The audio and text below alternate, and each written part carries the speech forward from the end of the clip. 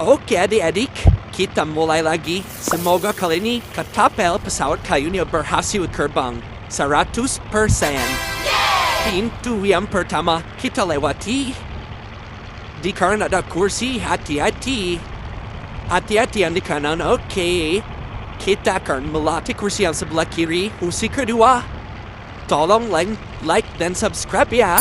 Jangan lupa like dan di-subscribe supaya pesawatnya terbang lebih jauh. Oke, pintu kedua. Oh, terlalu rendah. Kita naikkan. Naik. Oke. Ini kita akan melewati kaca. Jendela.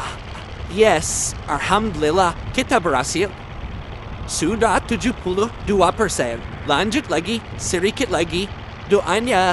Oke, terima kasih. Jangan lupa di-like dan subscribe. Yeay. Nantikan video selanjutnya.